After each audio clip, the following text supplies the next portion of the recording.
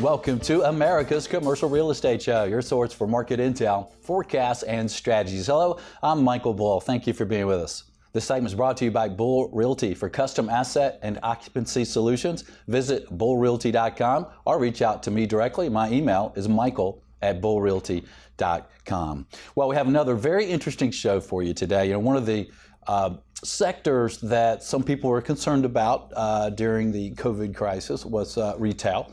And of course, most retail did really well during COVID and still is doing well to some people's surprise.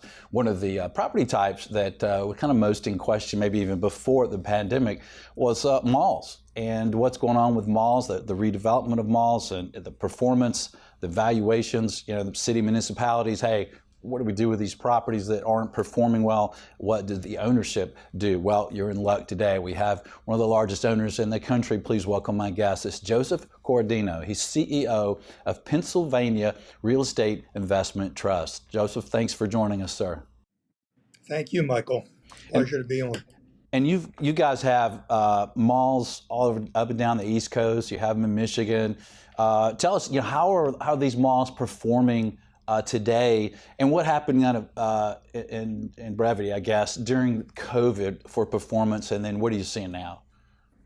Well, first off, we sort of got ahead of the curve and sold off about half of the malls we owned over the past decade, and kept the quality assets. And so post COVID, the company and the assets have performed well. I think that, COVID, when you think about industries that were hardest hit, you think about, cruise ships and hotels and airlines. Malls were right in there. We were shut down completely for 4 months, out of business. And, that was a very difficult time. The good news is that when we came out, we saw a tremendous pent-up demand, and as we pulled further and further away from, I guess, the most difficult part of the pandemic, we've seen fairly dramatic performance.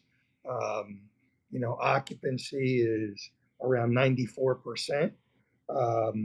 We're at record sales per square foot. Our retailers are performing well. Restaurants, a category that was really hurt during COVID across our portfolio, are up over 20% over 2019. So we've seen good things now that we, can look in the rearview mirror at the pandemic. Right, and I guess you still have some of those big boxes that are still hanging on. Kind of, what are some trends you're seeing there? Well, again, we got out in front of that. We took back about 19 department stores, and we refilled them with, different kinds of uses. One extreme is we're moving a medical facility into a former Sears at Morristown Mall in South Jersey. But in most cases, we replaced them with retailers like Burlington Coat, Dick's Sporting Goods, Aldi, and the kinds of retailers you typically see in an open air environment, and that allowed us to A, drive rents, and B, drive traffic, which we think is part of the reason that the portfolio is performing as it is. And Joseph, are some of these big box retailers that have adjusted their style of sales even prior to the pandemic, are some of these big box retailers kind of turning around and doing better that some people may have thought were going down the tubes? Yeah, I think it's to a certain extent, COVID kind of cleaned out, if you will, and what we've seen is survival of the fittest. So who are the ones that are remaining are performers, and we've seen performance out of department stores, traditional department stores, athletic shoes, women's apparel, experiential, and again, restaurants, entertainment, The whole, when you think about the whole sort of, you know, box of retailers that were typically part of a mall, that's changed. And we have a lot more to choose from, including international retailers that are coming into the market. Primark's a great example, an Irish department store um, that had about 13 stores open in the U.S. and just announced they're going to go up to 60. We benefited from that with two Primarks because of our location in the Philly and D.C. markets. We're talking with Joseph Coradino. He's CEO of Pennsylvania REIT, and they own a lot of malls, retail properties. And Joseph, it seems like one of the things that a mall company, a REIT that owns malls, that's kind of these days turned into a little bit of a developer, right? What are some of the alternative uses you guys are seeing in some of your mall properties where you're redeveloping kind of different uses? Yeah, that's well, clearly apartments are a sector that we have in various stages of entitlements. Um, about 2,000 apartments at this point. So we have at Morristown Mall under construction 375 apartments, and we're hoping to close on a transaction later this year in Fairfax County at Springfield Town Center for a similar amount of residential units. We're also looking to close on a hotel deal at Springfield. So apartments, hotels, medical facilities. And one of the advantages of being in the Philly market is we're the third largest life sciences market in the country.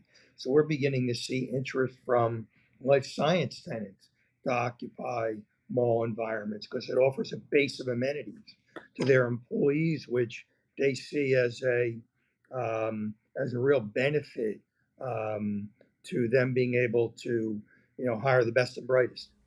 And these hotel deals and apartment deals that you guys are developing, these are right on your mall properties, right? And are you demolishing some of your big boxes to do it, or are these going in parking lots? What do you usually see? Yeah, we have not done any demolition. Well, it's not. There is an exception. There's always an exception, Michael. Uh, we just demolished a portion of the J.C. Penney store at the Mall of Prince George's that we got back. We have a tenant to go in the front portion, and the back will make way for again about 400 apartment units. So that's one case. But in most instances, we are simply building it on existing land. We may knock down a TBA, former Sears TBA, or something of that sort, but not really mall space that gets demolished in order to accommodate it. Yeah. So basically, it sounds like you're becoming a mixed-use developer in a lot of ways. Yes, we are, as a matter of fact. And by the way, we're not the quote quote developer. We get the entitlements. We find a developer who has expertise, and they come in and really build, develop and build the project and market it. And we get the benefit of the capital from that to enhance the balance sheet, number one. And number two, the traffic that gets generated um, from the apartment or hotel development on the property. Yeah, it's a win-win.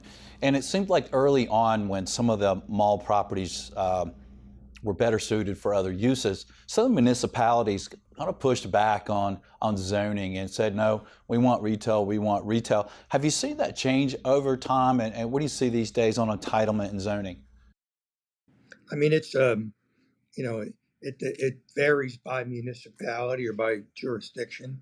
Um, we clearly have seen communities. I mean, typically the mall is number one, two, or three taxpayer, real estate taxpayer in the municipality. So we have an ear in terms of you know having a dialogue about the future of the mall. And typically, when we present a master plan that's thought out, factors in pedestrian, accessibility, and works with the road network, we found fairly, um, welcoming municipalities. There are a couple that are difficult, but ultimately, I think they realize that one of the ways to keep that rateable vibrant is to add alternative uses. So it's not, at the end, it's not that hard of a sell. Yeah. And when you're zoning today compared to, in your past, you've been in this business a long time, is zoning a little bit easier now, maybe because of COVID and the folks that maybe are fighting the zoning, doing it online and not being in person? Have you seen any adjustments there on entitlements process? Yeah, I'll tell you, it's actually elongated it a bit, um, because you're not, the meetings aren't as regular. You don't have the benefit of personal interaction. And that's now all changing. I think we're back to in-person meetings regarding that. But we were going through, entitlements, rezonings all through COVID. So we got pretty good at virtual meetings. But now I'm glad that we're back to in person, because I think from an entitlement perspective, you can get more done. Yeah, yeah, me too, certainly. I'm ready and loving seeing people in person again. And one of the zoning changes or entitlements that might be considered tougher in a lot of these municipalities for mall properties are uses that are a little more industrial. Like I know in one of your properties you did self-storage, right? How did that go over? And are there any other uses for some of these mall properties that might surprise people that you're seeing or entertaining? Well, the self-storage use was an interesting one. Um, Mall of Prince George's in Maryland, outside of D.C., had a lower level storage level that over the years was abandoned. And we found a self storage operator who was able to make use of that. And it was really a win win, because it's an area where there's a tremendous amount of apartment development. And obviously that drives the need for self storage. And again, the basket of uses continues to expand, from life sciences to technology. I mean, we're working right now on moving on two deals to put life science and technology into mall space, um, at Plymouth Meeting Mall outside of Philadelphia. So again, you what you might have never thought would go in a mall uh, 3 years ago is now on the list. In that life science space that's in a mall property, are you repurposing some of the mall building or are you just starting from Oh scratch? yes, we're Yeah. repurposing mall stores. Um, as one thinks about the competitive environment, that we agree that there were too many malls built in this country, right? I mean that, in spite of the fact that we do it for a living, we agree there were too many, which is why we sold off 19 of our malls, and why we think about alternative uses. And this is an exception, not what we're doing across the portfolio, where we see a property where there's an opportunity to bring in a higher and better use than retail. um, we'll certainly take advantage of that. And are today you basically working on your own properties and developing them, or are you also doing any ground up development or any acquisitions at this point? No, I think we've got a portfolio. I talked about 3,000 apartments. That's a phase one. We see another 3,000 behind it. So we'll continue to focus on our assets and adding value to them. Right. And these developments for apartments and hotel, for the most part, they're buying a piece of the land from you guys and then developing it with your approvals and in concert, right? And on the self Right. storage, was that a purchase or was that more of a long term lease? That was a long-term lease. That was a long-term lease, primarily because it would have been very complicated. It's underneath the mall. would have involved probably would have spent more money doing with legal fees doing a condo deal uh, than a lease. Right, I see. And what are some of the emerging tenants that you see out there today, Joseph? Well, I mean, I mentioned Primark, who's announced a significant expansion. Warby Parker is certainly one of them that we've recently done a deal with at Cherry Hill. Rose and Remington coming out of the Midwest. Um, Box Lunch is another one. Um, and we'll continue to also bring in the Canadian retailers that are coming down, Garage, Dynamite, um, and the digitally native retailers. I mentioned Warby Parker, but Purple is another one that's expanding in the mall space. We've got a lot of growth. Lovisa, JD Sports, um, a lot of growth coming out of new retailers or retailers that are coming from a pure online um, background to get in a brick and mortar environment. Um, so we're at 94% occupancy, and we see that continuing to grow. That feels pretty good when you start to stare at that 95%. It's a pretty impressive number that we're headed towards, and I think it's driven by the new retailers coming in to the environment and the alternative uses as well. And Joseph, I'm sure you get sales numbers on your tenants, and you get them a lot. Are you seeing any decline yet based on the economy and inflation and some of those issues, or some of the tenants mentioning that they're concerned at all about the potential recession? I mean, obviously, macro conditions are concern us. So last week, we took a hard look at an area that's really discretionary, right? Which is dining and entertainment. We're seeing our restaurants across the portfolio up 19%. So they're compared to 2019. So look at 2019 and we look at year to date, and we're up 19%. Cherry Hill Mall in New Jersey is up 30%. Woodland Mall in Grand Rapids up 47%.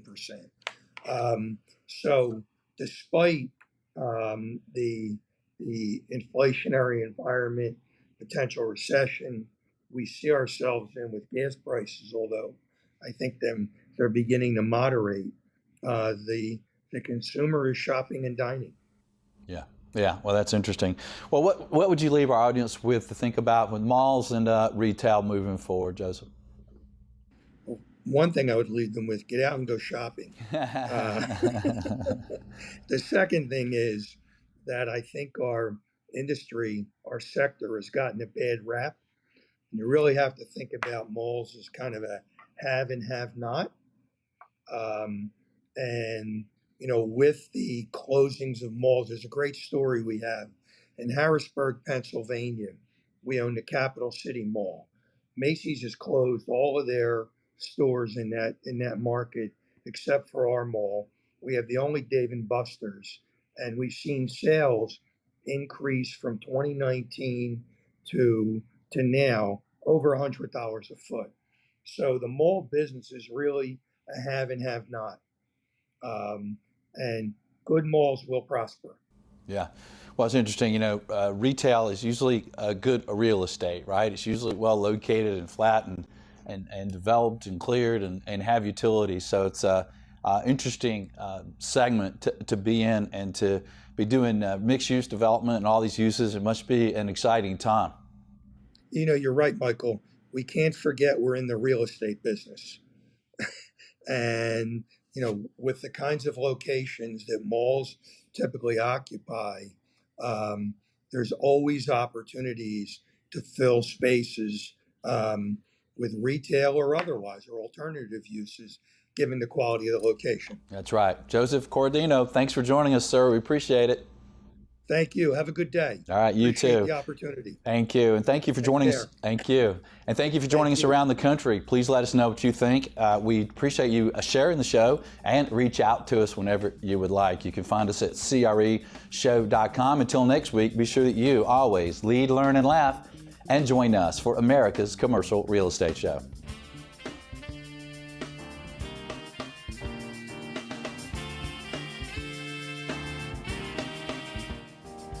America's Commercial Real Estate Show is brought to you by Buxton. Take leasing, site selection, and due diligence to the next level. Make the right decisions with on-demand mobile data. Visit buxtonco.com. By Bull Realty. For proven commercial real estate asset and occupancy solutions, contact me. My email is michael@bullrealty.com. By Commercial Agent Success. Expert level commercial real estate broker training. Cloud Access 1, up to 21 one-hour videos. Visit commercialagentsuccess.com. Thank you for reviewing, subscribing, and sharing America's Commercial Real Estate Show.